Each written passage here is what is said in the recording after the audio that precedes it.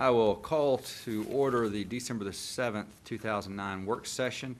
We have the agenda before us, and it looks like to be on 3 pages. In the back page is a removal of G13 and an addition under I2. Do we have a motion to approve the agenda as we have it? We have a motion. We have a second. All in favor say aye. Aye. All opposed? Motion carries. Down on F is the consent agenda. If you have not had a chance to look at it, if you'd look at it, and do we have a motion to place this under the consent agenda for December the 21st meeting?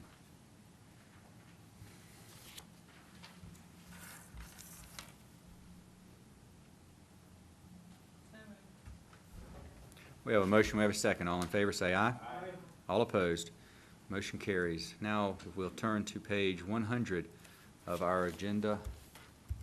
First item under new business is the discussion of business personal property investments as related to the county's investment grant program. This is as a result, as y'all may remember, but as a result of a request from SBM Solar to request incentive grant from the county. And in the SBM's Solar's grant request, it's for equipment, all equipment. I don't know if anybody's had a chance to go through the incentive grant from the county, but my take on looking at the incentive grant from the county is it certainly gives us the opportunity to grant it as it is and have no questions. I mean, it certainly falls within our policy in what I look at. I myself have some questions in regards to incentive grants on personal property. And that's one of the reasons why we have it on. I think some others of us had questions as well as regards to incentivizing equipment and what sort of things do we look at. Our history that I know of, and Mr. Day, if you can correct me, is the only other time that we've had an incentive grant come before us in regards to personal property in the past 3 years was Flyrite. There may have been one beforehand. I would suspect that there was one probably for Philip Morris. There was. And there was probably one also S&D. for, okay, S&D. I think it was largely, oh yeah. Canon, excuse me. So, but as it relates to my knowledge, I just know that, you know, in the past 3 years, it's just Flyrite. I don't know, yeah, I don't know of any others. Okay, exclusively personal property. Well, some of the things that in my mind is we're certainly, I think it's important to look at a couple of things in regards to jobs, in regards to what are the salaries of the people that are going to be going there, which is in our policy, but also the idea of how does depreciation of the asset factor into the request. Is if you look at it purely from an IRS perspective, they will depreciate it, or you can depreciate the asset down to 0, if I'm not mistaken. However, the county's perspective is the lowest. There is a floor that you can go to that it will stay like that until you get rid of the asset. As it relates to my views of them, in regards to it, then becomes an investment. Is what is the investment in the item? How long is it going to be there? If it has a lifespan of 3 years, then to me that's a concern for an incentive grant for 3 years. We're never getting payback on the money. When I ran the numbers on SBM, is that if the item is still in existence 5 years down the road, then we certainly receive some of the monies back, and we're about at the break-even point at year 6. As it relates to, then I started thinking, well, there was a comment that they were going to purchase the property. So that's another thing that I think we need to factor in is are they putting down a tap root, or are they just putting out roots on top of the soil that's going to be picked up and moved? So I think that if we're going to look at incentivizing personal property, it needs to have how do we protect the county, and that's through the clawback provision. And I think the clawback provision should be at least until we break even on receiving our taxes back, is somewhat of a framework that we should look at. And I think it certainly changes if they're buying property or real estate, because then that doesn't depreciate for the most part, and it holds a constant value.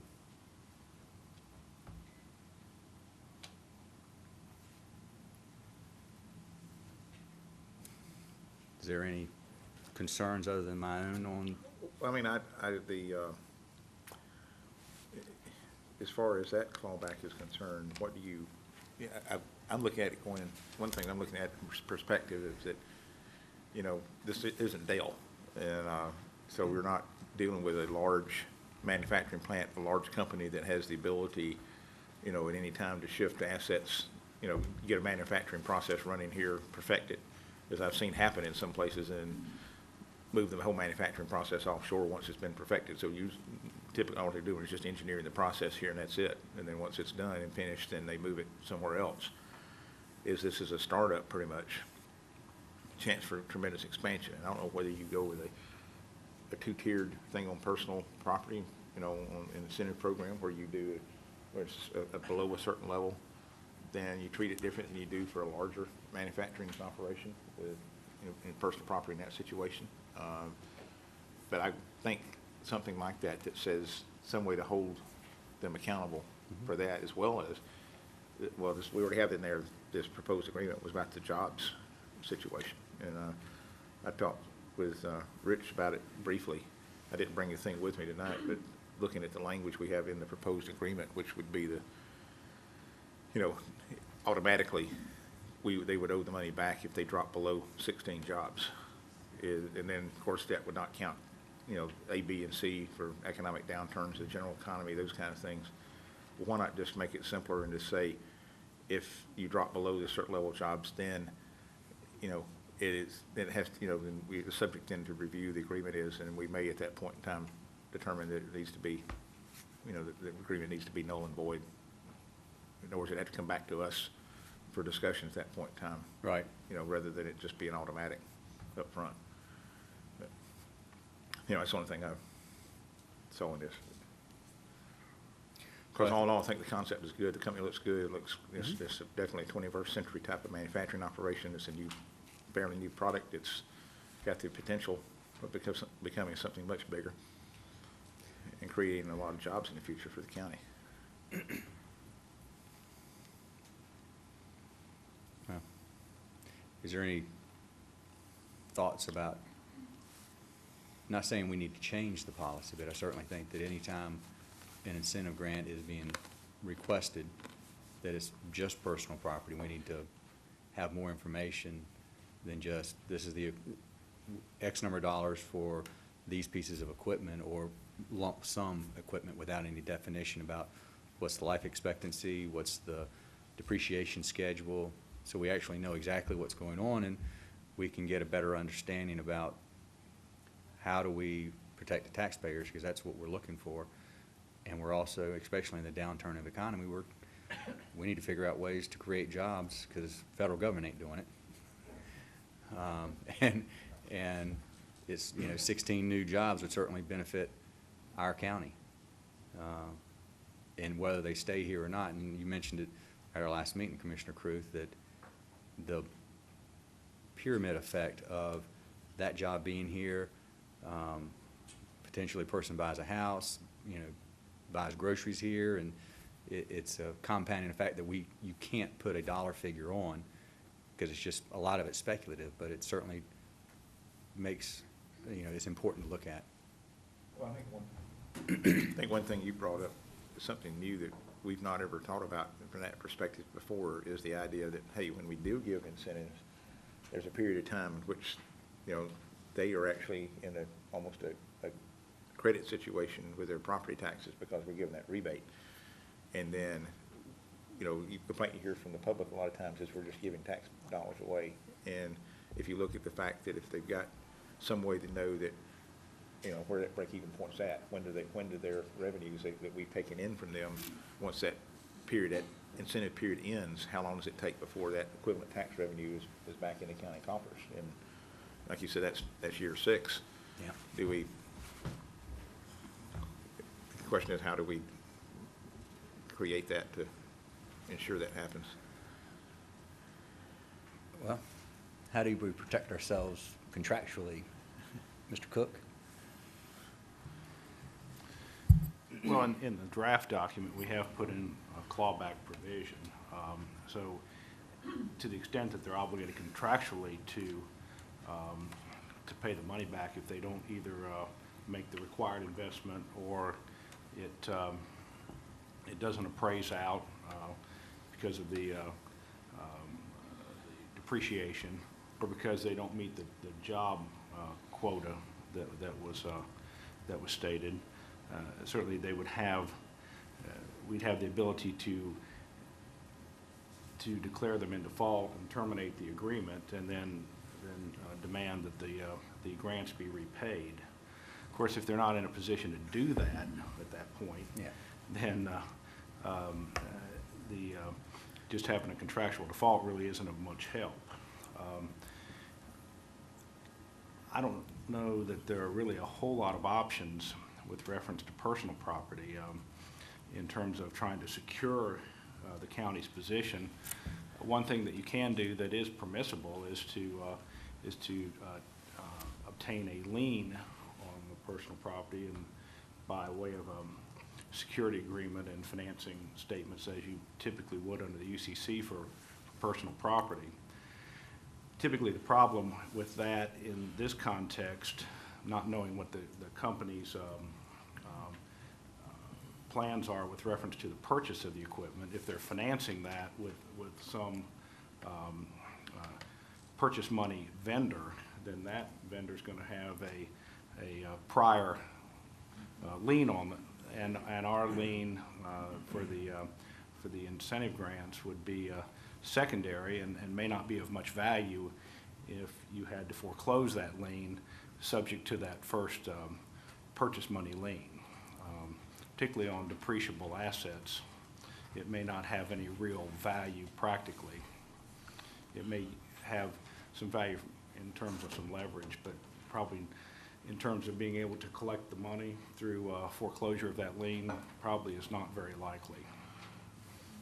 Well, the question I got is that if we put too many stuff on the clawback like that, like say you have to maintain to year 6, or I don't know whether we do this or not, if we can have them agree in there that there will be a floor value that the personal property will be assessed at, so that what you do is you kind of guarantee that when that there will be a certain amount of revenue coming in at the end of the period.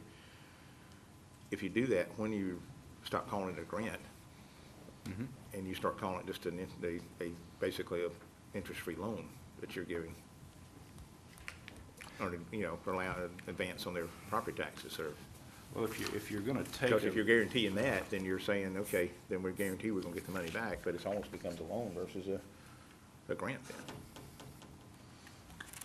I think that's an accurate statement. Mm-hmm.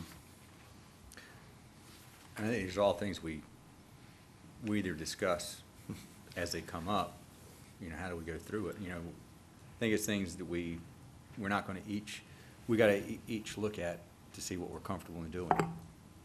This is not, but you're not talking real property, this is just personal property. I think it's just totally personal property. It's a different call when it's real property that's being purchased or when it's being developed.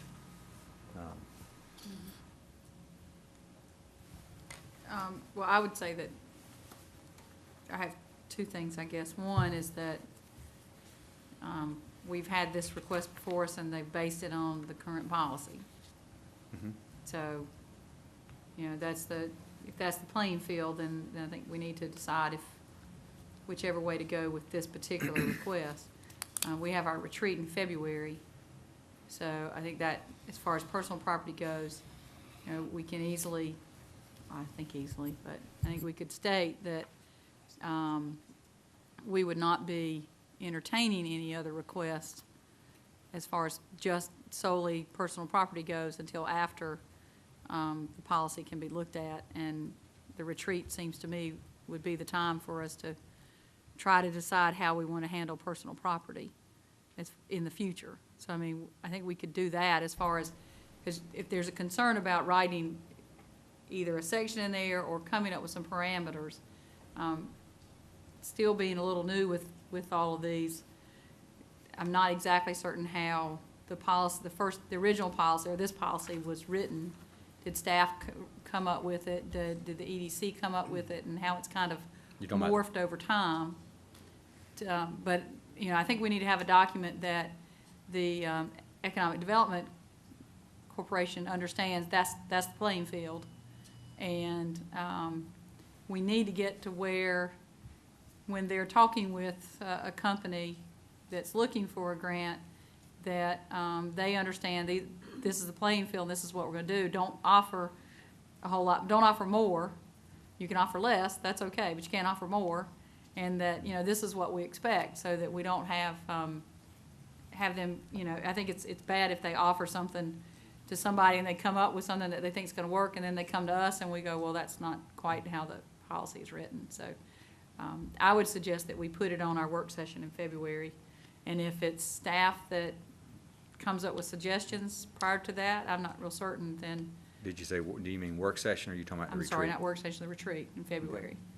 And like I said, I don't know if it's staff that comes up with it or how that policy would at least get a basis for an idea of, you know, what to look at. If Rich works on that, or he can tell me how that would happen. But, you know, I think if we're gonna look at something for personal property, if that's gonna be the case, then we need to have something that specifically addresses it, so they know what is expected. Whether it's the payback time, you know, has to be calculated, or whatever it is that would be more appropriate for personal property versus real estate. Okay. And I also would think that if you do something, if you do one like this on personal property, and then they turn around in a year or 2 years later, they come back to you because of the real estate, that you need to consider that. What happens if a company wants to do personal property and rent now, and then everything goes great, which we hope is what happens, and they Right. want to come back and do real estate, then can they come back and ask for that all over again on the real estate, or how does that intertwine and stuff? So that's a component that needs to be looked at. Well, I think that what I'd just change a little bit about what you were saying, Commissioner Poole, is what we may want to do is talk about it, and then from our discussions, highlight some of the areas that can be delved in a little bit deeper by staff and getting information out on those topics. Because otherwise, they may be hitting on topics A, B, and C, which that's not a concern or not a question that we have. So I think maybe if we have more of a discussion in regards to what are we looking at, and I think it's, you know, with Fly-Right as well as with this project, what I look at is, what's the payback? What's the life expectancy of that item? In regards to, if it's a widget that has a life expectancy of 3 years, you know, that concerns me, as opposed to a widget that has a life expectancy of 15 or 20 years. And then what's the value, what's it get depreciated at, and look at the number, look at the true numbers, not a set number that never changes, when we know it gets depreciated each year, and our tax department writes it down, or has to write it down at each year. Okay. And I agree with each of those parameters, but I do think that it needs to be spelled out, so that when it comes to us, all of that documentation is already right done. there. And so we can easily make an objective response, because they've done what we've asked them to do. They provide the information that we've asked them to provide. Okay. So, I mean, I think that's obviously very, very fair. And however we look at it, and like I said, I didn't know who initiated a draft. If you just tell staff those are the issues we're concerned with, and let them start coming up with something, or how we do it, whichever way we do it is fine. But Okay. it seems to me like the retreat would be a good time to, Talk about it. get a couple months to try to maybe get something. Commissioner Minor? What you're saying is that we should consider these guys because we've already got this in the process. Yeah, right? I would say that this one's in the process if it's been done with, Fly-Right was before me. So if this is in the process and this is the rules that they were told to play by, then I think that's how we need to evaluate Yeah. this one. But I don't have any problem saying we won't do any more until March. I mean, March is 3 months away. It's not that Right. far away you know, and just let them know, you can't do, if it's got real property, fine, but if it's all personal property, tell them that we're just not in a position to decide anything yet, to make sure we get the rules right. Commissioner Minor? In this particular instance, how would changing the percentage, lowering the percentage affect the balance as it goes down through the years? Does it change it at all?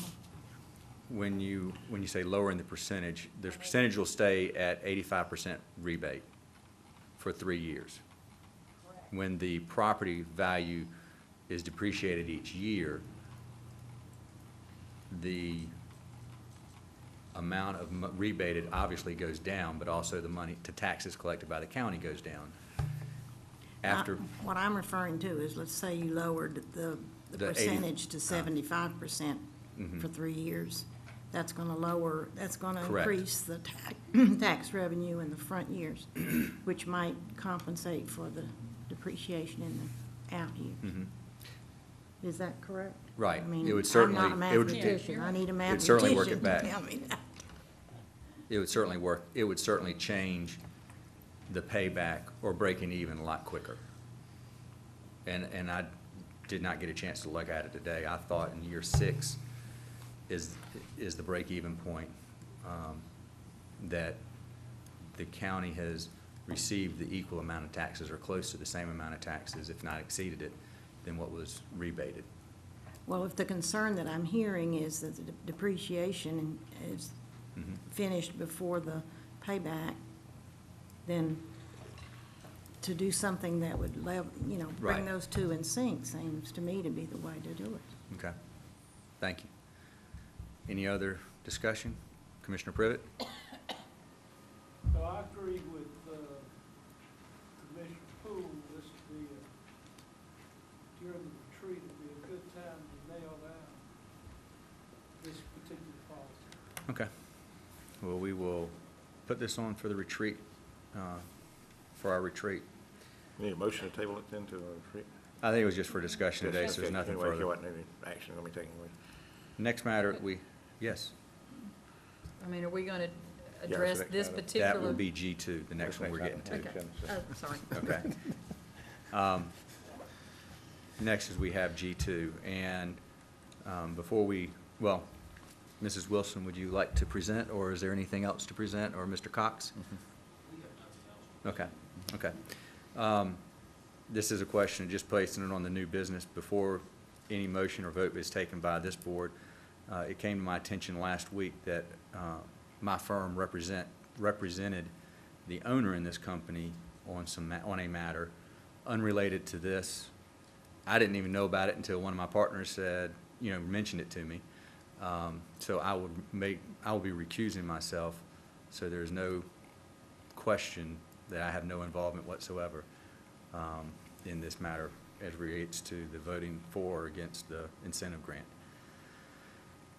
So I would make a motion to recuse myself as it relates to today's, well, do I need to do that today, or we're just going to place it on new businesses? Because under what I understand, our procedure is that we must vote on every item before the board unless that vote is a vote that would create a conflict. I can't say that I don't want to vote on something just because I feel uncomfortable. Well, that's true. That's true. So you're not voting yes? I'm not voting yes, I'm just saying we put it on new business. Well, I don't think that what we typically do here at the work session, namely that you vote whether to put it on the agenda or Okay. not, would be one that would create a conflict. Okay. Well, I will make a motion on the 21st to recuse myself from this vote. And as a result, if we could place it, Madam Clerk, either at the very first item or the very last item, so that we'll have a fluid meeting on the 21st. Okay. Well, I'll make a motion that we place it on, under new business. We have a motion, we have a second? Second. All in favor, say aye. Aye. All opposed, motion carries. G3 is Cabarrus County School Board contingency request for Winkler Middle School. Mr. Whitkey. Good afternoon. The school. District is asking for the commissioners to approve moving existing funds from the contingency fund in the project to our allowance balance. We've encountered an exorbitant amount of rock, unforeseen at this point. The site is unusual in that it's an undulating rock formation. And so the borings that were taken before the building was actually sited or fixed on the site. And that was because it was early in the process, as I understand it. And it did not, those borings did not reflect all the conditions of the rock that exists there today. And so when the building was ultimately placed on the site and work began, it was discovered that the rock formations were engaged much more than we anticipated. So we've been spending down the allowances that we had, but we are now in deficit in all of them, as the backup information provided shows. And so we're in need of replenishing those allowances so we can continue to deal with this. Any questions for Mr. Whitkey? How many borings did the school system do? I believe a total of 10. Okay.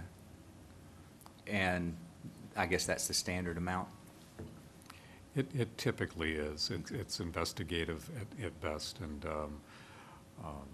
you know, we from what I know of the borings, they were taken generally throughout the site. Whereas if you had known where the building was going to go, you could have concentrated those and probably done a somewhat better job of predicting things. Do you think the rock issues are over? I mean, do we know where all the rock is? Will this be the final request? Do you think there's going to be more? Or? We're hoping that this is sufficient to deal with it. We do have 2 large cisterns we have to bury at this point. Those are, I believe, 10 or 12 feet by 60 feet by, I think, a dozen feet. So they're large cisterns for retaining rainwater. And those concern us all. We're trying to find the best place on the site to locate each of those to avoid as much rock as possible. But it's hard to say because things that when you bore down and drill holes, you'll hit rock, and you know, I'm not the expert, but listening to the experts talk about it, as they watch the impact of the boring drill go down, they can typically identify what they call rippable rock versus rock that's in boulder form. Rippable? Rippable meaning Okay. they could claw it out Okay. of the earth with sufficient powerful, you know, equipment.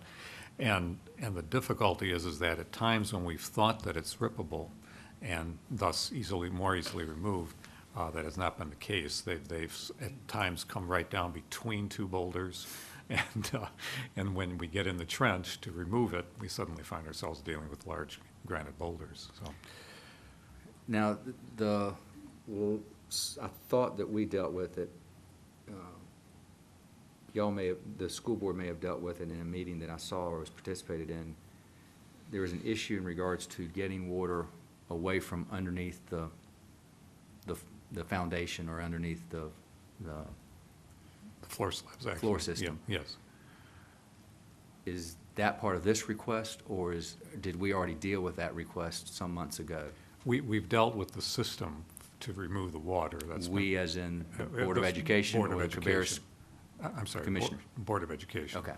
And we've used other allowance monies to address that Okay. solution. The rock removal is going to be part of this package because that was not reflected in that approval. The costs that we had identified for the water problems Mhm. and addressing those did not include rock removal. Okay. Any other questions? We have a motion to place this under the consent agenda. So move. We have a motion, we have a second. All in favor, say aye. Aye. All opposed? Motion carries. Next is on page 140. And this request is to, again, move funds from contingency to the construction balance. We're hopeful that the commissioners will see the benefit of this. There's an opportunity to locate 2 gasoline tanks at the education center. Now, part of this, the original plan was to put one of these tanks, I believe it was a diesel gas tank, at the bus garage, which is, if you know the layout, we have the tanks to the, I think it's to the far east side of the property, and the new building is more west. And there was a thought about putting a tank immediately behind the new facility. That was tabled because of cost at the time. But the more we've investigated this and looked at the expense, both in time and gasoline, in terms of our staff going to fill their trucks from where we're located on Old Airport Road to that one location, it's a substantial cost over whatever period of time you want to look at. I was told, roughly we spend on average 25 to 30 minutes per vehicle going over and fueling, and then going about their business. And if you consider about a half a gallon of fuel spent in the process, it gets to be pretty expensive. And we have 55 vehicles that are routinely in use, plus all the tracked vehicles that we fuel at that one location, such as tractors and earth-moving equipment. So add it all up, it's a significant amount of money. So the idea would be to place a diesel and regular gas, unleaded gasoline tanks right behind the education center near the facilities and operations building within our compound, and make that available to staff to fuel at that location and not spend that time in additional fuel going back over to the bus facility. And so that's what we'd like to use the portion of the contingency funds for. Can we do that at a different is there any problem? A lot of the cops and things are very location specific. Is there anything about the bus garage that's location specific? This is cash. I just want to make sure. Yeah, there's no restrictions on this money, and I'd the like to hear you remainder of this say agenda, that. yeah, the remainder of this agenda item is to give us the balance of that contingency money back. Yes. Mr. Chairman, we've been working with the school system ourselves, the county staff as well, for emergency storage of fuel, and this will help us out as well, especially with the gasoline. The diesel, they're pretty heavily, they use a lot of diesel where they don't use as much gasoline, and we're the opposite. We use a lot more gasoline than diesel. So this will allow us to have an emergency storage as well in case there is an incident. Does this close out the bus garage construction and everything? That is slated for February the 26th. Okay. Do we have a motion to place this under consent agenda? We have a second? I'll second it. All in favor say aye. Aye. All opposed? Motion carries. Thank you very much. Next is, let's see here. Page, G5. Cabarrus County Purchasing Policy and Procedures, revised 2010. Good Hello. afternoon. Good afternoon. Hi. We have basically revised our purchasing policy to put it in a more readable format. There have been no major updates to it, no new legislation that has occurred. And we have also incorporated the existing contract administration policy into the same so that we can administer and manage those easier. Okay. Is there any questions for Mrs. Barnhart? We have a motion to place this under consent agenda. We have a motion, we have a second. All in favor say aye. Aye. All opposed? Motion carries. Thank you. Thank you.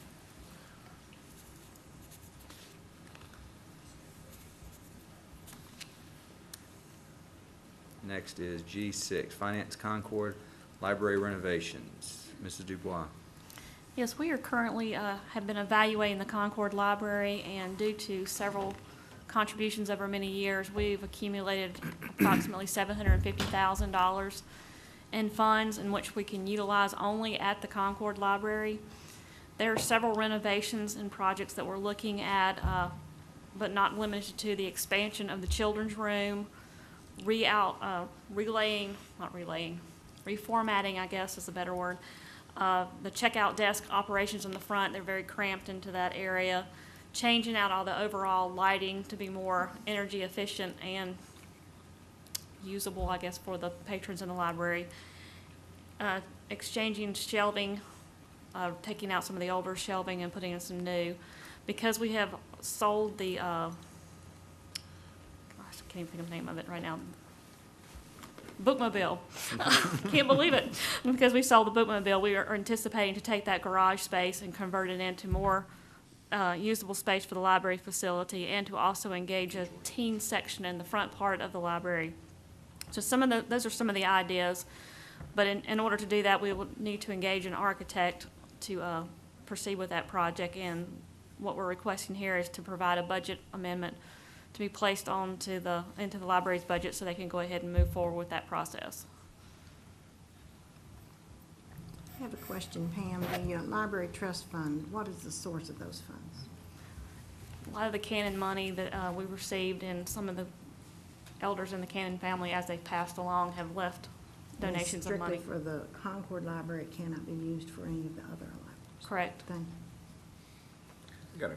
One question is I know that back in August at the Commissioners' Conference, one of the counties, I forget which one it was, received an award for self-checkout kiosk. Are they looking at doing anything like that here? We're currently looking at new software. The software package that we have was bought about 20 years ago and has had one upgrade to it. So we're in the process of revising that too, and it'll have an online feature and several other things, and that is one of the options that they are looking at. So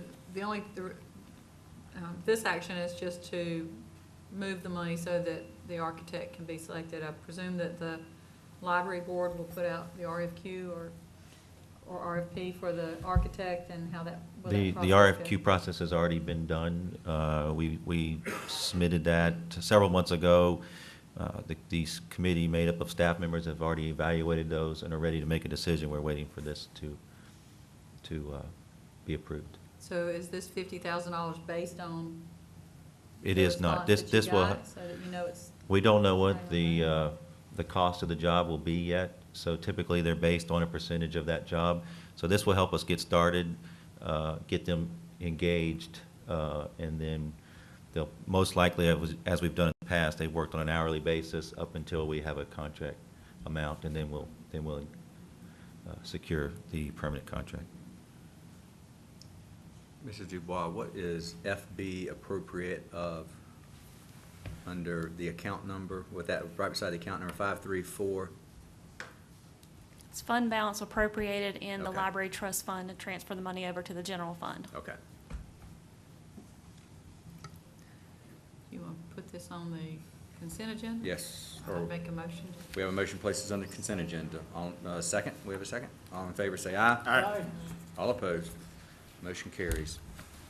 Okay, the next one is G7, is Commerce, Mr. Marshall.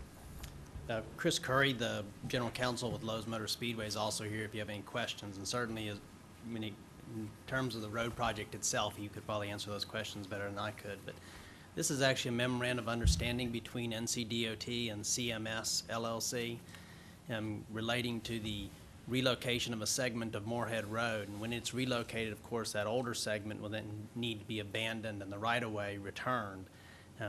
Our portion of this, and it really deals with the city of Concord and the county, is that the county would actually make the, or request that NCDOT abandon maintenance on the old section of road first, and then once the Board of Transportation votes on that, the city of Concord would then move to abandon the right-of-way with it, since it's completely surrounded by the city. So they brought it forward to us to make sure that the Board of Commissioners is in agreement with those actions that would take place once the new road segment is constructed. Have any questions for Mr. Marshall? Has Rich had an opportunity to look at this? I have, yes. And you have no issues with it? No issues with it. There's a provision in the general statutes that provides a mechanism for citizens to request of this board certain improvements to roads, and this sort of takes care of that issue in terms of the county making that sort of a request. It essentially amounts to like a release almost of that whole process. I move we put on consent agenda. We have a motion. Do we have a second? All in favor, say aye. Aye. All opposed? Motion carries. Thank you. We have G8, Rocky River Greenway at Harris Road Middle School.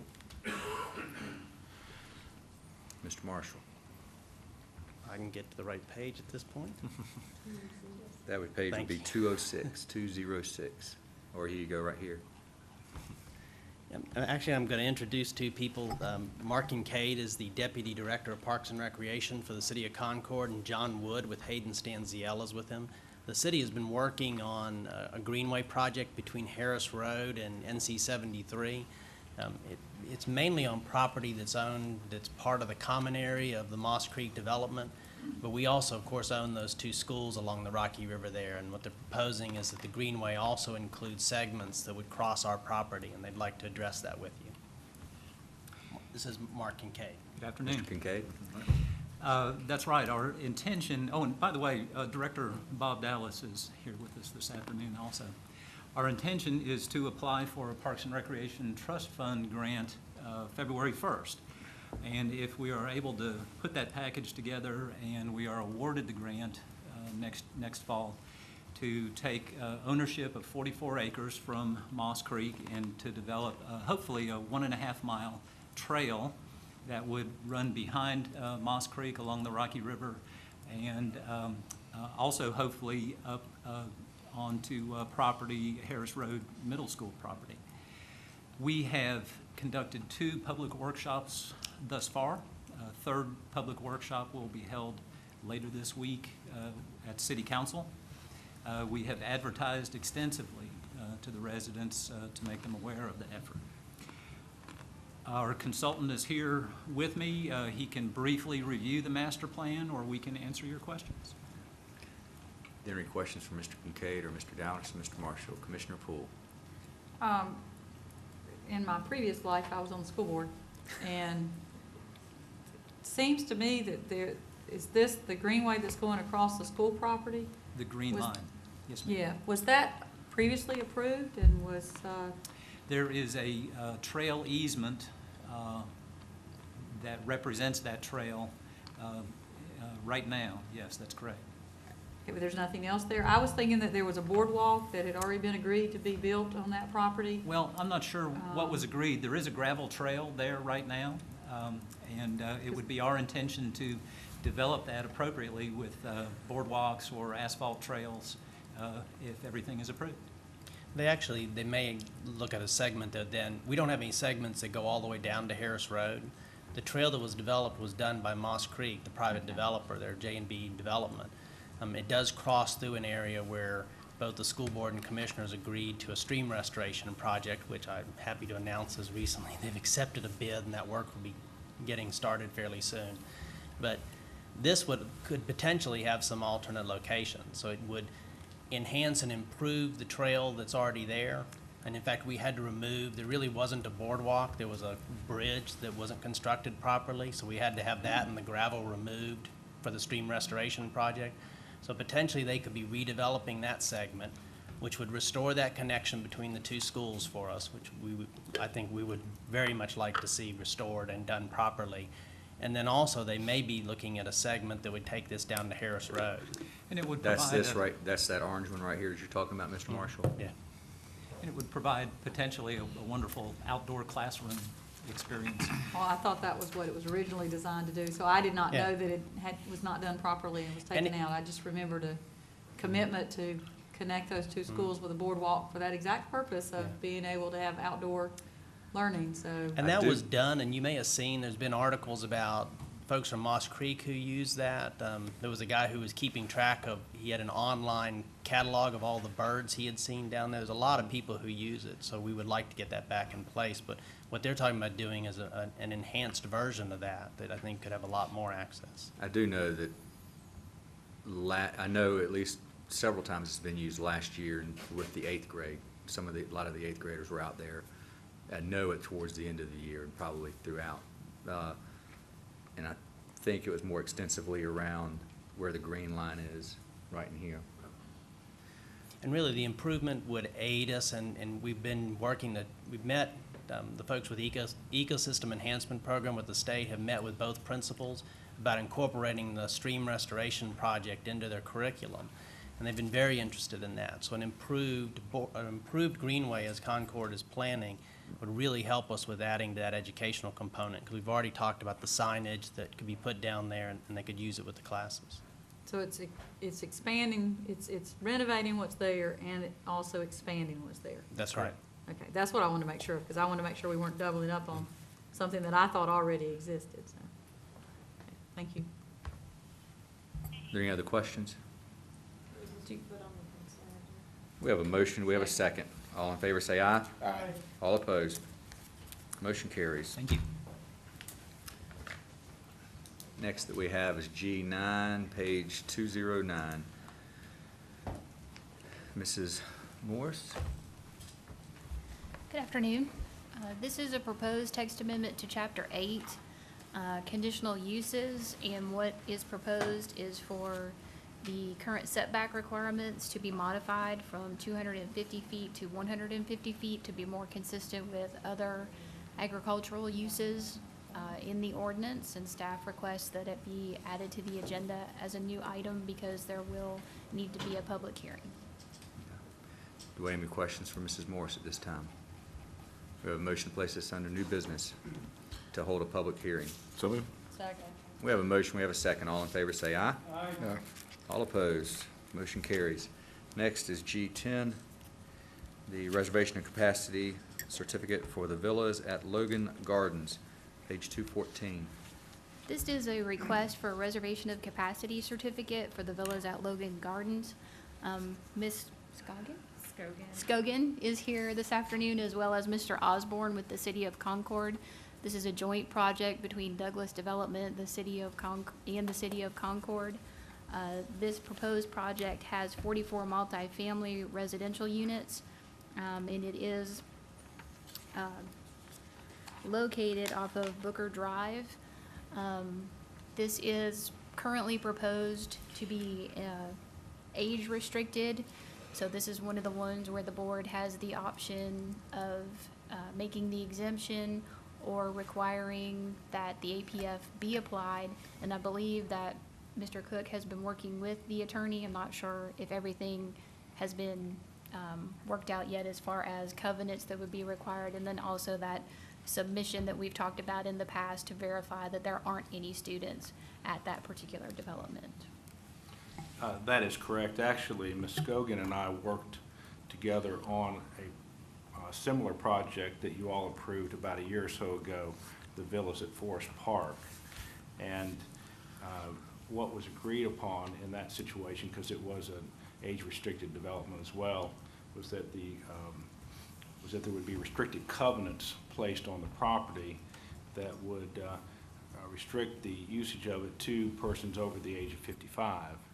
And the developer further agreed that the county would have the right to monitor that through receiving an annual report of who is renting the property, also the right to look at records to verify it. And then in addition to that, if it turned out for some reason or another that there was a child that was registered in school using an address in that project as their home, that the developer at that point would pay the then voluntary mitigation payment if there was a child or children so located there. And that was the way we worked it out. I mean, Ms. Scogan can talk more about the requirements that the City of Concord has imposed on this project, and maybe even the federal government, and how that's all involved. But a condition of their funding is that the project be age restricted. So they have a number of requirements that they have to meet with that as a condition as well. So we hit upon this as a method that would protect the county and serve the purposes of the Adequate Public Facilities Ordinance. That is correct, and I'll just add that we are under federal restrictions to operate the property as an elderly property. That's the intent under the financing. As well, this property is owned by the City of Concord. We'll be entering into a ground lease with the city to lease the property long-term, with the city's understanding and agreement with us that the property will be operated as elderly housing that the city is in need of. So the city is going to require restrictions that require the property remain 55 and older. And as Mr. Cook has stated, should for any reason one of the residents allow a child to reside in the home, then the payments are required under the restrictive covenant, similar to what we had in the project in Kannapolis last year.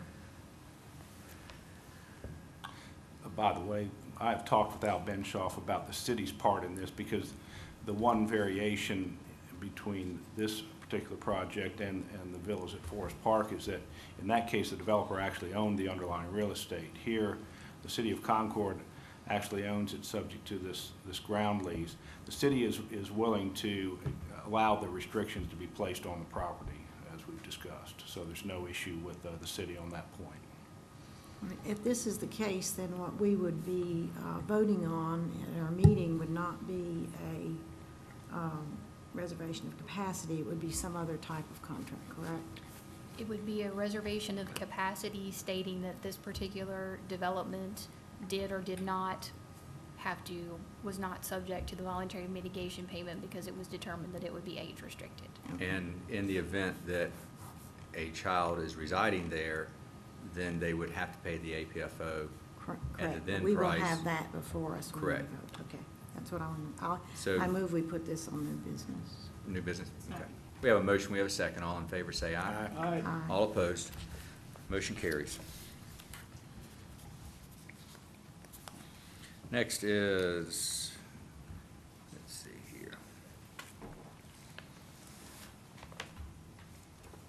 The consent agreement for Waterford on the Rocky River subdivision. Mrs. Morris and Mr. Niblock, would you like to? This case was tabled last month and is now back before you. Again, it's an existing consent agreement, and Mr. Niblock was asking the board for consideration that the payment be moved to building permitting instead of paying at or prior to final platting.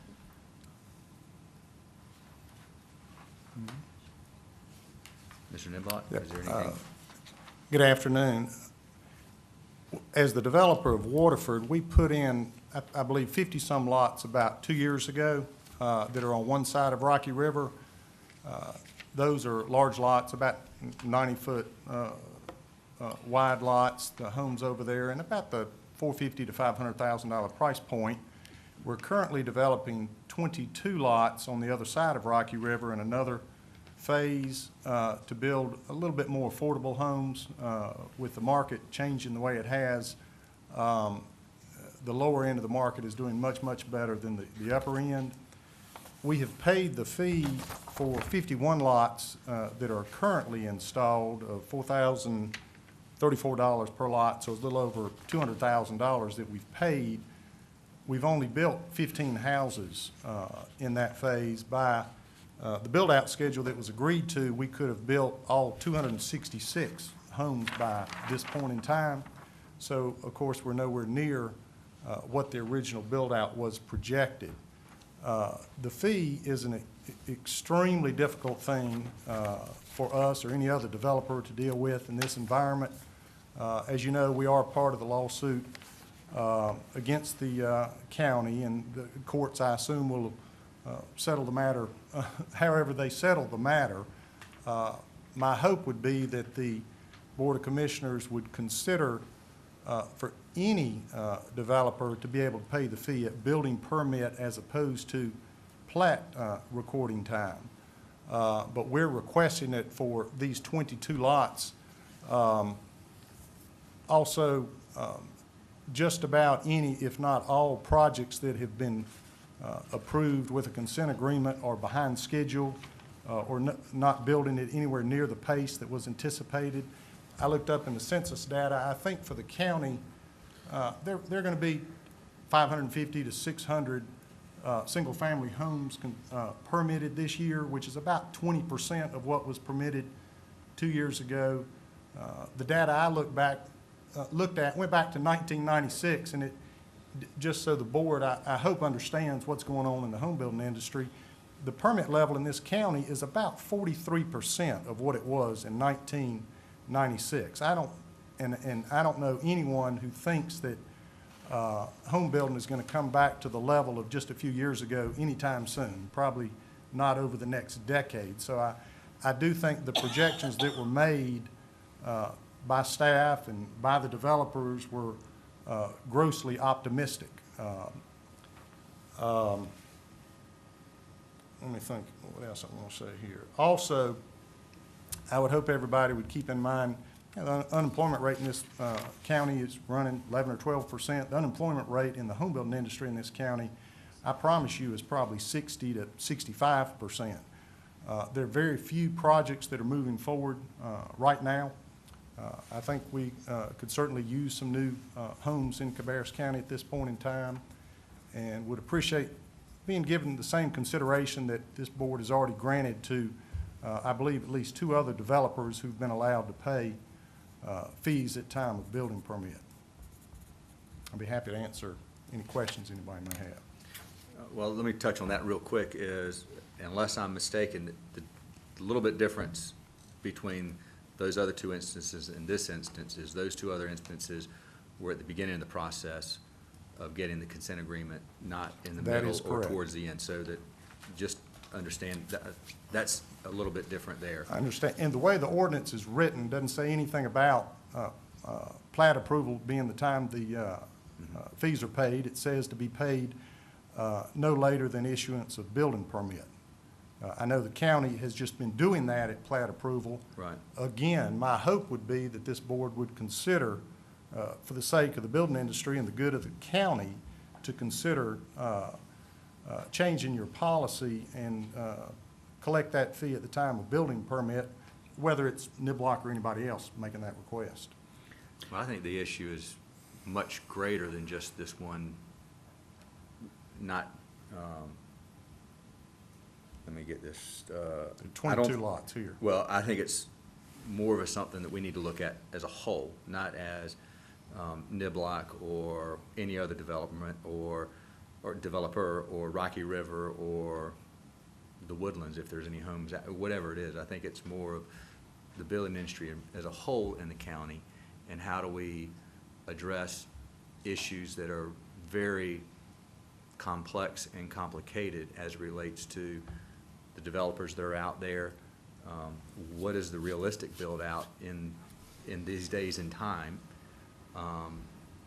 and compared to some of the scenarios? What if the economy turns around? What are we looking at, a rush? Are we looking at, is it still going to be a slow build out? I mean, these are things that I think in 20 minutes a day, 2 hours a day, we really can't flesh it out correctly. I would agree wholeheartedly, and I have talked to a number of members of this board and staff for a year and a half, and no one's looked at it or done anything about it yet. And I know y'all talked about it at one of your May meetings about it at that time, and I don't know if anything's been done about it yet. We are in a very, again, challenging economy, and I agree 100% it needs to be looked at, and I've been urging that for a long time. Yeah. Chairman, Yes, Commissioner Minot. my personal opinion on this issue is well known. I agree that it should be at permitting. For some of the very reasons that he's expressed, we have a huge unemployment. It's 15.7 right now in this county. And the goal or the reason that I understood that this whole initiative was put at plat was because of the speed with which we were growing, and that schools had to be built quickly. We had to accumulate the funds quickly in order to build the schools, since we were growing so rapidly. We're certainly not growing rapidly now, and the schools are beginning to see some catch-up. There was another item that he didn't mention, and that is that the school system itself is planning to look at the entire county and try to look at all the districting in the entire county as to how it relates, to see if they can alleviate some of the problems that way. And so, to me, a lot of the figures that we use are really no longer applicable. Many of these subdivisions are defunct at the moment I know that the right to develop them conveys with the land, but that doesn't necessarily mean that they'll develop anytime soon. So we have some folks who are in the queue, so to speak, maybe fifth or sixth in a queue for a certain school, and they're having to pay this fee for a school that may or may not have that problem. So we have a lot of issues here, and I think in order to help our building industry, I would like to see us consider making that change, just blanket change at this time. If things should start to speed up again, then the rationale we used before might come back in play. But right now, it's not in play. So I would like to see us move it for all of these folks to building permit. Commissioner Cruz? Yeah, I just wonder if you could put up, I think it's page 225, it shows that little line chart. Yeah, that one. And I was looking at this, and Mr. Block, I think one thing we point out, I think for the public, for them to understand better, this graph shows a, pretty much 2005, 2007 was the peak in permits being issued.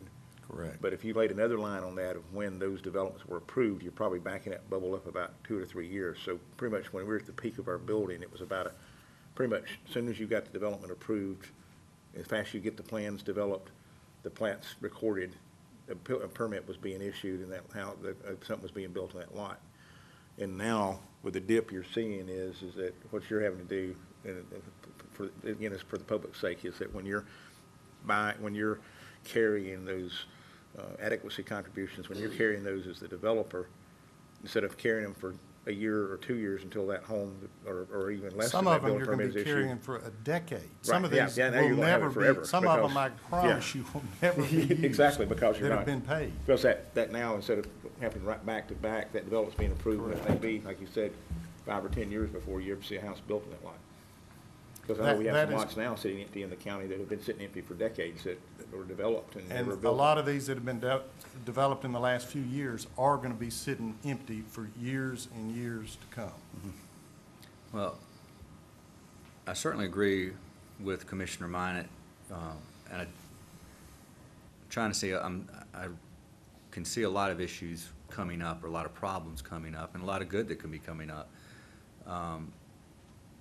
I do think that if we're going to do a wholesale, or even if we do piecemeal, moving it to plating, moving it to a different period than when we are right now, that we need to look at build-out. If the time frame of build-out, like I believe you said earlier, Mr. Niblock, that right now you could be, if everything was the same, you'd be built out on this project. Is that correct? Correct. Okay. If we change it, then conceivably, you could build all of them next year. And that creates a burden on the schools, and we got to Well, figure out. the way it is right now, if you had customers, you could build them all Right. today. That's correct. And that's what I'm trying to say, is that if we wholesale, we got 12,000, inventory of about 12,000. If we change everything to a different pay date to pay the APFO, without looking at realistically when are these going to hit, if they ever hit, then are we creating another problem? I don't know. I'm just throwing that out there, is that it's something that we need to either consider, or we need to consider and address.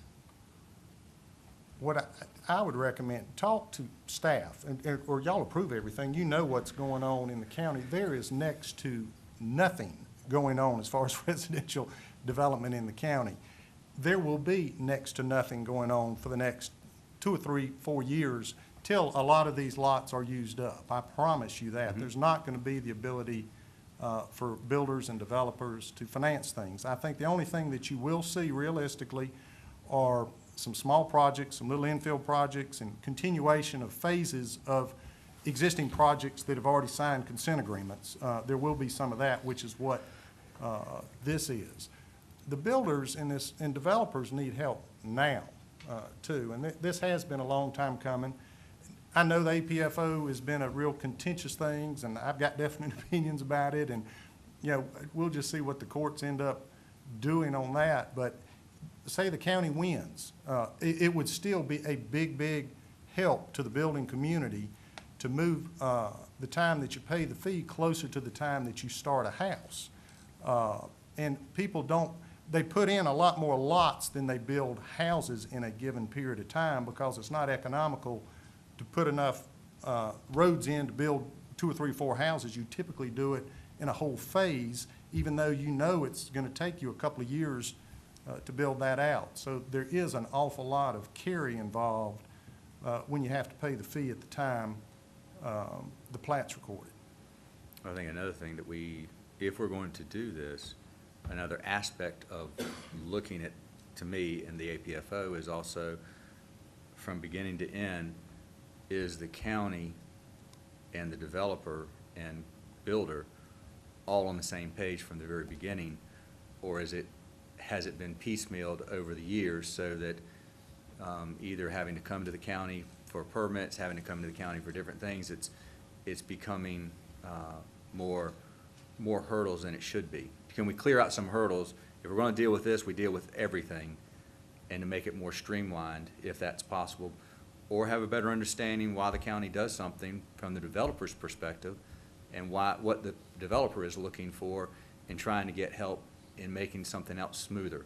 I've never been through the process, so I don't know the headaches, and I don't know the benefits of how the process works. Well, I can tell you, the 2 big issues will be, one, the developers, are of the opinion that the fee, okay, may be an illegal fee. Say, okay, the fee is legal and the county wins that. The next big issue by far is when the fee is paid.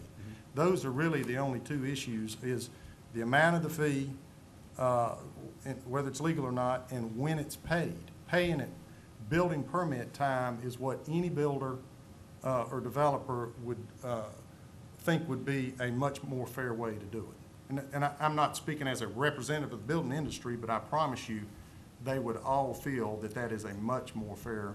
What I was saying is not, I understand the APFO, but I'm talking about in the interaction with the county in regards to permitting, regards to planning, regards to plating, regards whatever. If there's issues that are concerns from the county's perspective as developer, why is it so difficult to do A, B, and C? Or developer saying, county, why are you being obstinate on A, B, and C? Let's deal with all this, all at one time, instead of talking about the APFO and then 6 months or a year from now is, well, these standards are too lax, or these standards are too tight, or this, when you go to a permit, why do we have to do one permit today and another permit next week? Why can't we get it all lock, stock, and barrel? Can we do it online? Can we, And I think those are all good issues. I think what I'm requesting is the big issue. Well, I mean, understand. it's 99% of the issue is really when you've got, if the fee's legal, it's got to be paid, when you pay it is 100% of the difficulty that people in the building industry have right now. I really think people feel that, the staff does a good job, the process is not too onerous, and that, you got very good qualified people here. I think what is difficult is financing the fees. And right now, about the only thing selling in the market are starter homes, where people are using this tax credit that the government gives first-time starter homes. Most of them are built on about 50 to 55-foot wide lots, where they're getting about 3 lots an acre. The fee is worth more than the land. The fee is literally worth more than the property that's being developed right now. And that's why this has all come to a head, is the economy and just how things have gotten so out of whack. Any other questions or comments?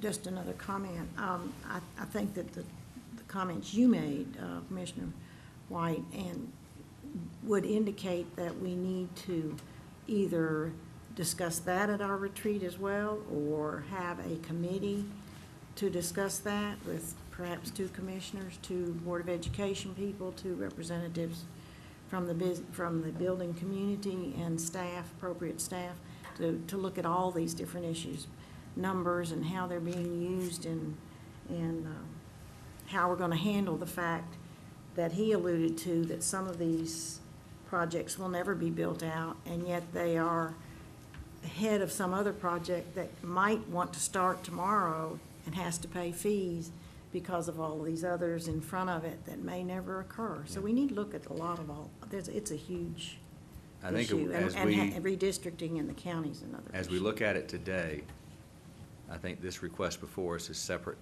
from, and I think that's one thing. And then second is that we do need to have a committee that we sit down, whether it's one or two commissioners. I think it needs to be, obviously, at least one commissioner.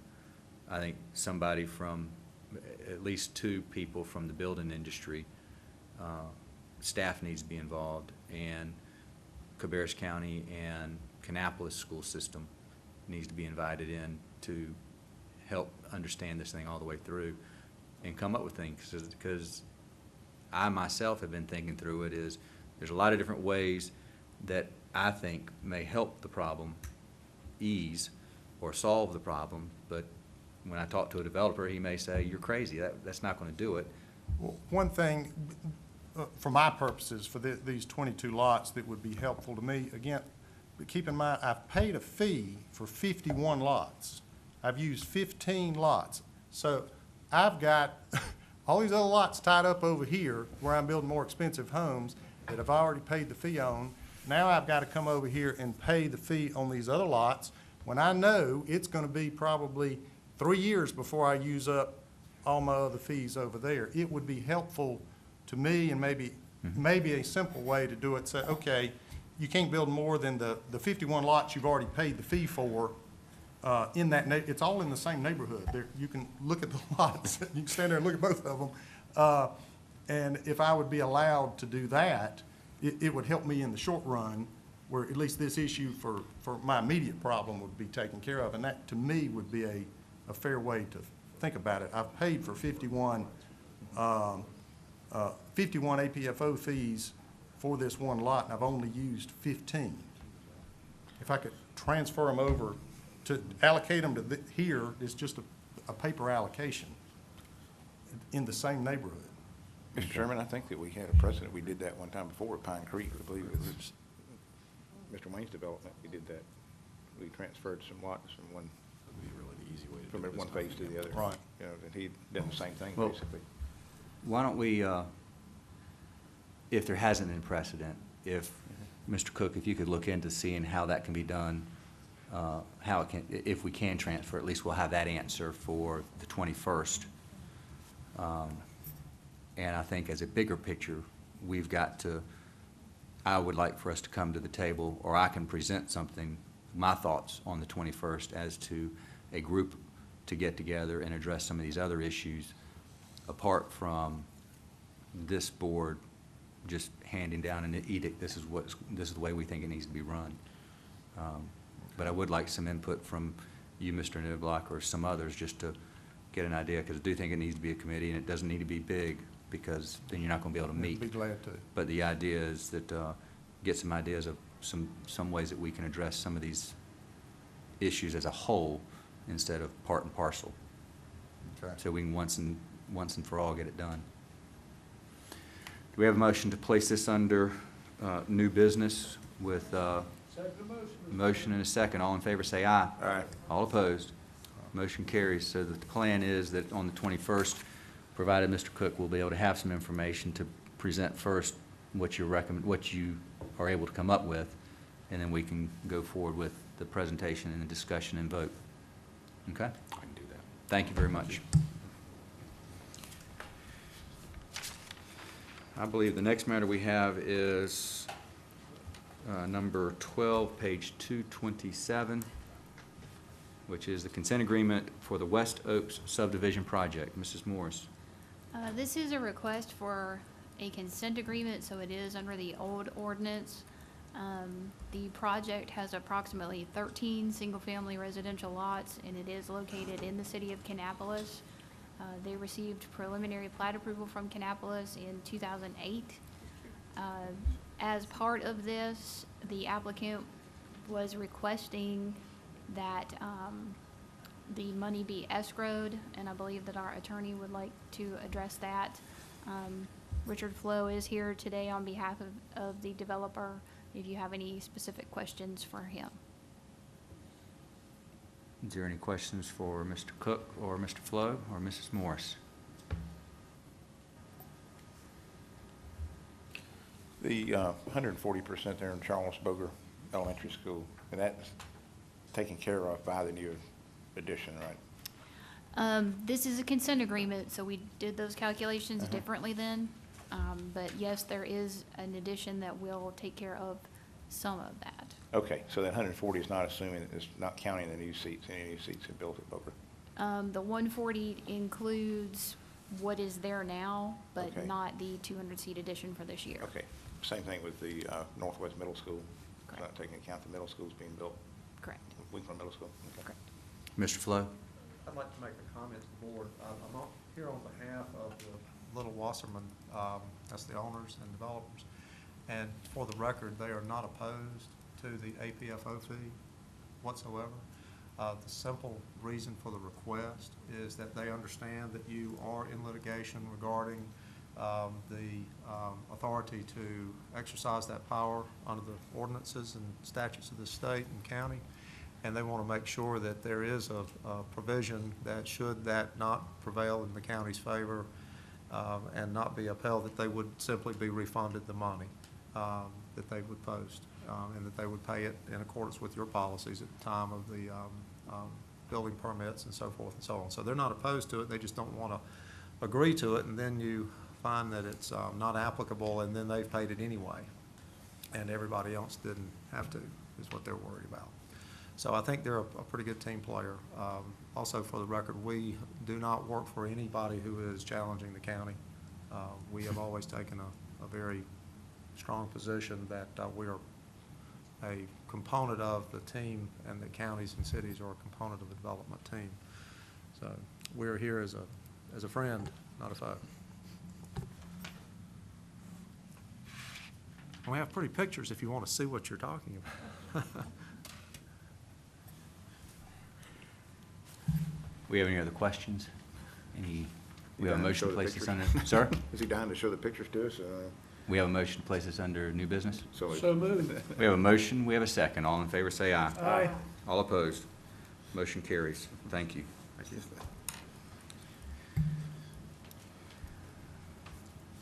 The next is the Oaks at Stevens Place project. This particular project was this gonna be tabled tabled? back in May, Uh-huh. and they requested, it came back in September, but they have requested that it be tabled indefinitely, so we just need to do that to get it off of your agenda. Okay. Is that it? I mean, this is to be tabled, correct? That was the item that we removed from the agenda. Okay. Okay. Are we good to go for the last three items? Let's do it. G14 on page 237 is the member of the Central Carolina Council of Governments. This is a matter that we discussed well, actually, we did it in May, and we found out that we have to give them 6 months' notice. I have been contacted by Mr. Carpenter from Gaston County, Mrs. Roberts from Mecklenburg County, all asking what our intentions were, and I told them that I had my own opinion, but there's 5 people on the board that need to make the decision, or made to make the decision. I did find it interesting when I was reading in the paper on Sunday that as it relates to the NC3 plan, it was reported that we pulled out of those negotiations or discussions in regards to the plans for NC3, which is completely a fabrication. For this board, just to catch all up again, is conversations were the way the meetings were going and the plans were going in regards to NC3 was different than what the county had discussions. We were talking about not to designate it as a 4-lane road or make approvals of a 4-lane road immediately, but to understand that at some point in time in the future, it's going to be, how do we plan for that? If we plan for it by view shed, what does that do to property rights? How does that affect property rights? And when we were going to have discussions on that, it was raised with the Central COG. Those questions or concerns were raised with COG, and it was a phone conversation, and I was told that that was something that we would have to take up with the different municipalities, and it's not COG's responsibility to have that part of the discussions, which I did not think was appropriate response, because I think if we're part of a group, we all need to talk about it, and whether you have the majority of the votes or the discussion or the minority, everybody's voice needs to be heard. And our concerns were not going to be addressed. So we never pulled out. We never told we were going to pull out. We just wanted to raise these as issues and concerns. And we were told that that would not be forthcoming in any of the meetings, and that we'd have to meet on our own with the different municipalities or other governmental bodies. So anyway, we're here today in regards to the development of COG, or whether we're going to stay with COG or not. The last time we had it on our discussion, I believe that we are paying roughly $39,000 a year to COG. And again, we can get the exact numbers, but I think it was $39,000 that we're paying to COG, and that if we were just to use the services of COG, it would end up costing us about $22,000 to $23,000. The other $16,000 is we're not getting any services for those monies. Number one. Number two is, if I remember correctly, last year there was no reallocation of personnel at COG, nor was there any reduction in staff. The economy didn't affect them at all. They didn't address any economic issues. Now, whether that was because they had foresight in their budgeting, I don't know, but there's nothing addressed there as well.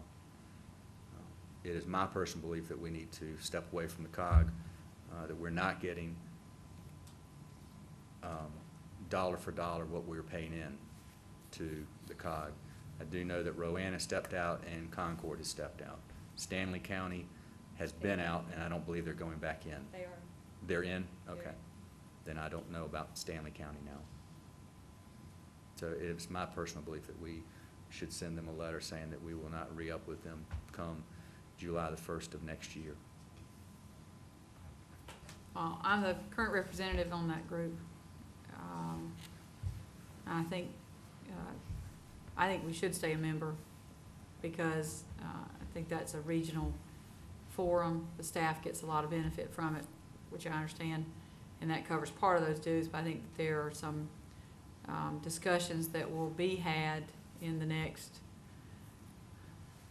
I don't know, 6 months to a year. You do stuff on the MPO group.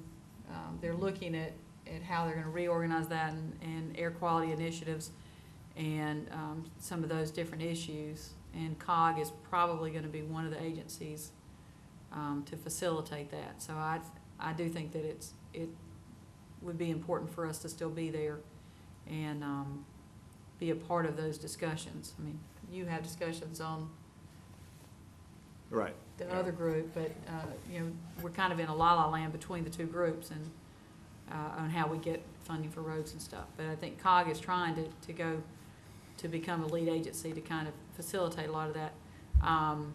They do have a number of positions that they have not filled, that they have left open, which has had the same effect of reducing their budget because they haven't filled them. They are not buying a building at all. They're trying to find a place that will have air conditioning this summer, because apparently they didn't have it for a good while this past summer. But I don't know where they stand on that. The Blue Ribbon Committee was delayed, and that work will begin, they say, sometime in early 2010, and to look at all of their aspects of the things that, how they think, how the member agencies or member municipalities and counties think COG needs to be operating in the future. So I still think this is important time and some changes that'll be going on, that it would be nice to still have a seat at the table. I understand your concerns. Yeah, I mean, it's, So, one is the value, and then two is, if you're part of an organization, your voice should be heard. And in the instance that I know of firsthand, it was when a question was raised or when there was a concern raised about other ways to solve a problem, it was fell on deaf ears. It was, oh, we don't need to be part of that. That's not our concern. You need to address that directly. Well, that's not so that, I will be fine. I know what my vote will be, but I just think that it would be nice to have a seat at the Blue Ribbon Committee. The question is, are you sitting there and actually going to be heard, or are you just going to be in name only? Commissioner Cruz? One of the things that came out at our meeting, you and I attended it in Mecklenburg County that day, at the invitation of the Chairman of the Mecklenburg County Commission, was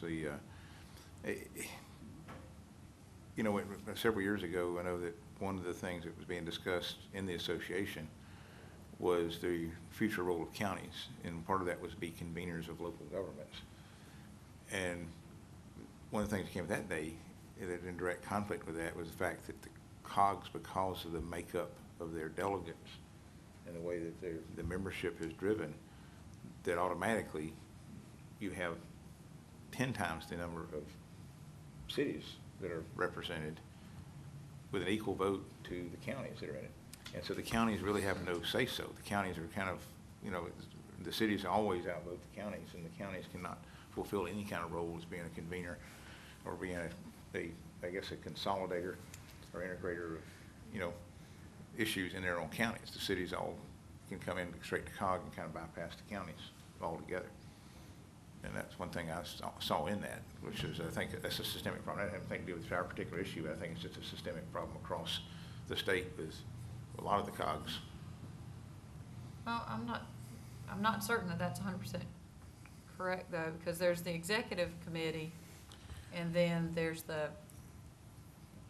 there's another term for the big one. The big one that has all the city members and everybody, that's 4 times a year, but there's a smaller executive group, and that one has all the counties on it and a handful of cities on it. So, and that's the one that really makes more of the decisions and takes the decisions to everybody. But I mean, a lot of times when I'm at that meeting, not to disparage any municipal members that would be on that group, all the work's done on the executive committee, which is that smaller group, and I've made it a point to make sure I go to those meetings every month, and have tried to become as active as I can be, and make sure a voice is heard, if you will, as far as that goes. I think that executive meeting, there are actually more county people that talk up than there are city people that are even there. It's split better. I know what you mean. The meeting you're talking about can be a nice dinner and some presentations, and some really big issues get voted on, but the real nuts and bolts happen in the other six or 7 times a year when the executive committee meets, and that we do have a spot on the executive committee. Commissioner Mine? Well, if I understand what I'm seeing here, it looks like they're going to be addressing some of these efficiencies and ways in which they operate, which is an opportunity for Commissioner Poole to express our concerns, I would think, as to how this is happening. And I would hate for us to leave this organization without at least giving ourselves and them an opportunity to hear what our issues are. So at this time, I'd like to see us go ahead and participate in that study and plan. The one thing that if we do not give them 6 months, then we're in for another year. If we do give them 6 months, I would imagine we could rescind that. I don't know, but I would imagine we could rescind that or re-up, and it's going to be the same cost. It may be easier to get in than get out. In fact, when I was looking at the bylaws about this when it came up last year, it's silent on that issue.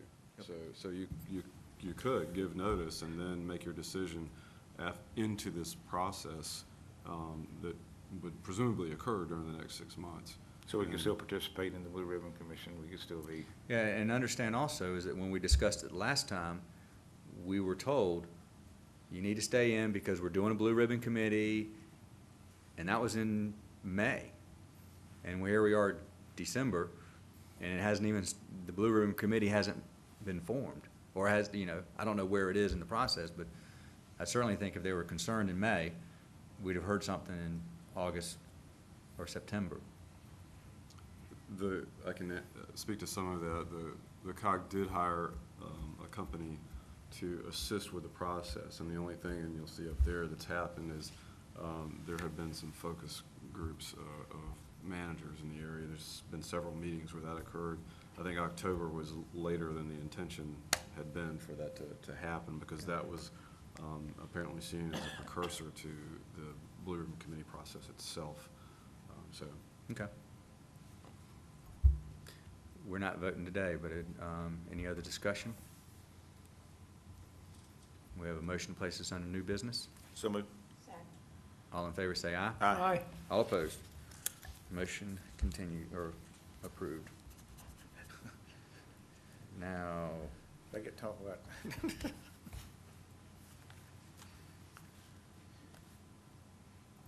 G15, Mr. Carew, Commissioner Carew. Okay, this is something we tabled last month, and it's something that I said I want to do some more research on. I've done some more research on it.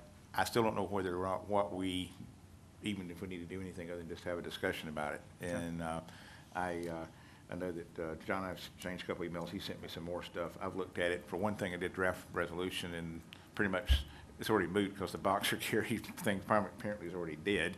And then it's now a Kerry Grimm proposal, I guess is for some kind of Clean Energy Act. I guess where it comes to is it's because it's a very complicated issue, and we've all been hearing about it in the news. It's all over the news, one of the major issues that we're hearing about today. And, you know, I was looking at it from the standpoint, and I want to kind of clear up here that I'm not saying that we join the conspiracy crowd to say, you know, it's all a hoax, it's all a farce. We don't need to be doing any, you know, we need to go back to, we go out here and go back to plastic bottles and go out and buy go out and buy our F-150s, as Rush recommended today on the radio. So but we know there's climate change that's taking place. There is discussion about what effect do human beings have on it, and then what do human beings need to do if they are having an effect on it? What effect can human beings have in a positive manner, and how far do they need to go? And then what if we do take some action to reduce the carbon footprint or reduce emissions? We have a whole economy that's based on the use of carbon-based fuel and carbon-based energy. What is the transition period for that so that it makes the least amount of impact on jobs? I know that what I've seen is the magic year is 2020, is that right now I think the North Carolina edict is that 12.5% reduction in carbon emissions by the year 2020, and some of the proposals in Congress are as much as 25%. I've been kicked around in the public arena. There's all kinds of folks that are weighing in on the issue across the whole political spectrum, from those that think we don't need to do anything to those that think that we should completely, by next week, be on solar and wind energy, when it's technologically right now, I think, impossible to do that. My thought is do we need to do anything from a board standpoint, and do local governments need to do anything to weigh in on the fact that we want, if there's going to be a transition, which I think it makes sense, I mean, that we conserve, you know, I know that from the late 1950s, when Sputnik was launched, to 1969, I know our president was the leader then of saying we need to get a man on the moon in this decade. Do we need some kind of national effort on that part to develop the energy production forms? Do we need to boost nuclear power, which I believe is part of the Kerry Graham proposal, is to support the increase in use of nuclear power? But they're going to be hearing from all kinds of sides on this issue, And do we need to look at it from a local perspective, the fact that we right now have a higher unemployment rate than we did after Pilatex closed in 2003? And what will the effect short-term be on our economy if utility rates go up because of any kind of effort that's done or any kind of an act that's passed by the federal government, by Congress? Will that cause a ripple effect of, in the short term increasing utility rates, and then a ripple effect of causing, higher unemployment or hurt small businesses, which are, again, the backbone of our economy and in our local economy. I know that we can't stand too much more in the local economy as far as seeing jobs go away or whatever. So I don't know what that means that we just continue to keep our ear to the ground on the issue and weigh in when we're asked to weigh in, or do we individual letters expressing our concerns? And all I'm asking right now, I guess, is that if we do that, I don't think we go and tell them, don't do it. I'm just thinking we tell them that use due diligence and listen to, understand the impact this could have on jobs and on business, and on what is for over 200 years been a private market, free market economy here in this country. And what do we do with that? Do we, how far do we go? And I said just say to use the due diligence on that. So anyway. From my perspective, it's frustrating because there may be an issue in regards to carbon emissions.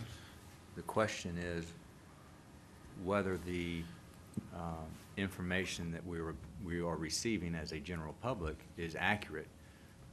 This weekend's Tribune, I think the Observer, had a good article about, it was the Observer, had a good front page about the global warming, the scientists are trying to stifle discussion that global warming may not be as occurring as a result of humans, but other matters, other factors, and that through emails, the proponents of the theory that humans were affecting global warming was trying to suppress the discussion or trying to keep the discussion down, so that what the truth is, I certainly don't know, and I don't know where to go to get the information to make an informed choice. But I certainly think that we in the county, we're doing everything we can on a sustainability effort that is not anti-business, but also we're leading by example. I mean, a lot of the things we're doing in regards to any of the buildings that we're looking at, in regards to our own efforts. So I think that will carry over as well. But I do think that as it relates to businesses, is I have a concern when government wants to stick their hand in the businesses and tell them how they're going to run their business. I think that's, as a capitalist, I think that the economy and the consumer will drive whether that business is successful or not. And I think that I certainly am not going to knowingly purchase from a business that is intentionally being destructive as opposed to being constructive. Well, I saw one of the things that I was interested because we've done, obviously, we're drinking out of what I call grown-up sippy cups for our water bottles. we have, we've went away from that. We purchased the hybrid vehicles and the higher fuel efficiency vehicles for the county. We've also done some sustainability efforts in regards to recycling. That we've done some stuff as far as our land use planning. And in fact, I saw an article in that article. I don't know whether you noticed it or not, in the article in the Observer this weekend, one of the scientists that says that he's looked at it, that one of the things he's tracked and done studies on temperatures where land use planning and how land use is done. From forestation to farming to farming into residential or to commercial or non-farm use is how that increased and what effect that had. So I think we're definitely have done our part here in Cabarrus to lead that. And as I jokingly say that you can't spell conservative without conserve. So it's like, we're a conservative county. We're conserving our natural resources. Anyway.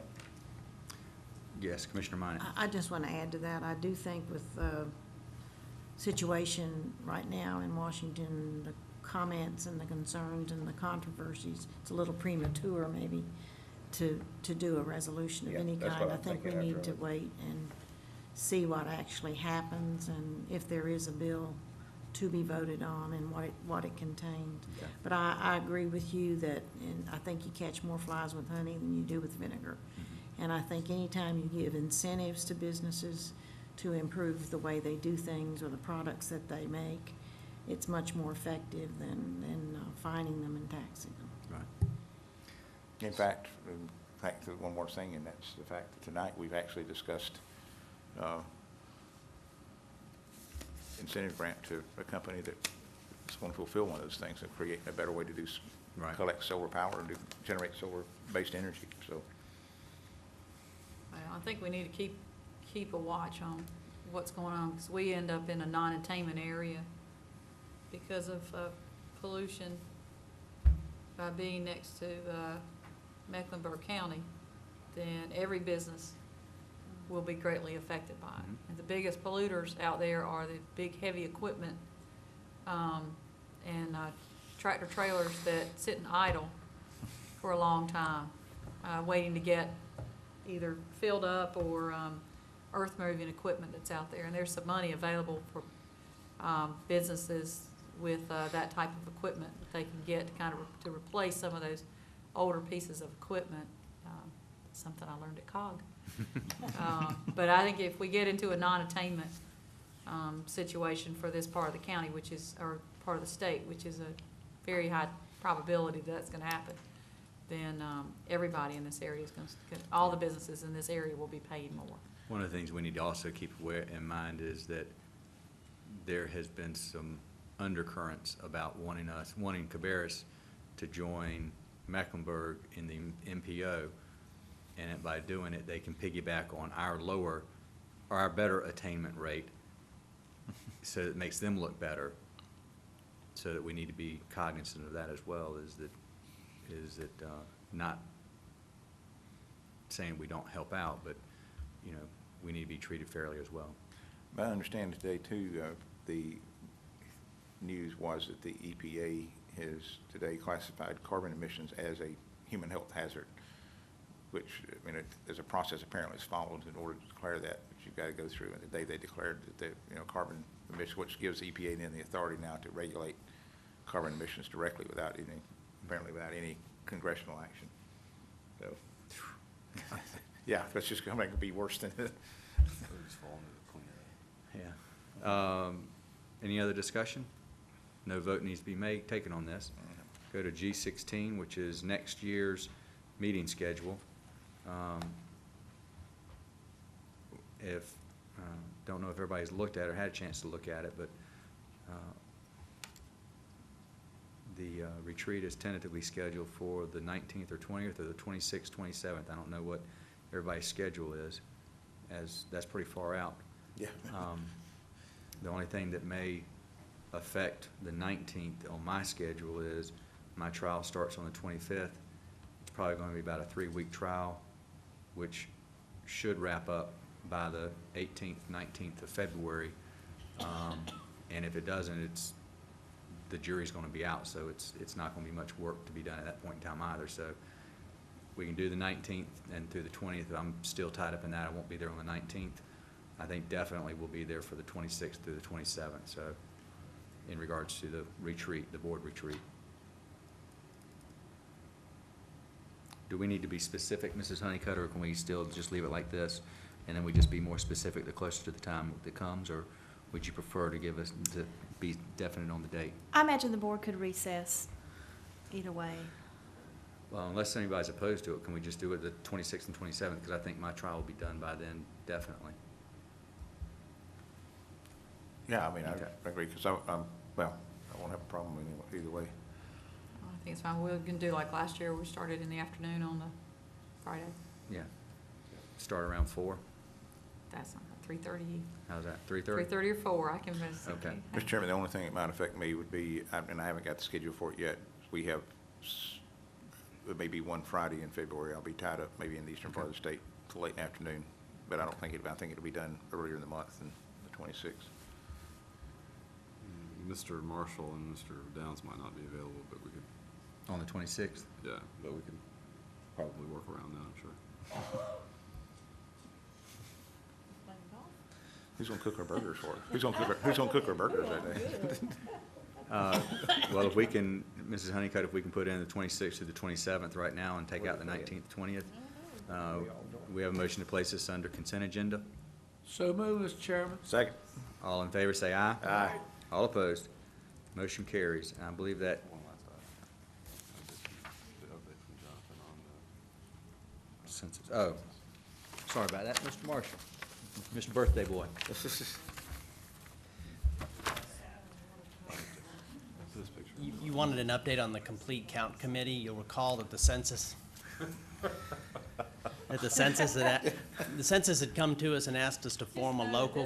broadcast to all the residents of Cabarrus County And you have no idea how many people, well, you do have an idea how many people watch this and bring it up to us on a daily basis. So I'll hear about this. You should hear about this. Can't we get it on WJZY or WX? Sorry, go ahead. Try to be serious. I can't I'll try, understand but that. it's almost impossible. I was mean to Kay earlier, and she's paying me back. The census had approached us about forming a local complete count committee, which is really a way to publicize the 2010 census. And we had met with the cities throughout all the cities in Cabarrus County about doing that together. We had actually intended to hold an organizational meeting earlier than this, but we will be holding that organizational meeting tomorrow afternoon in the Commissioners' Chambers. Lisa Crawford with the census will be coming to address them about what a complete count committee is and what they do.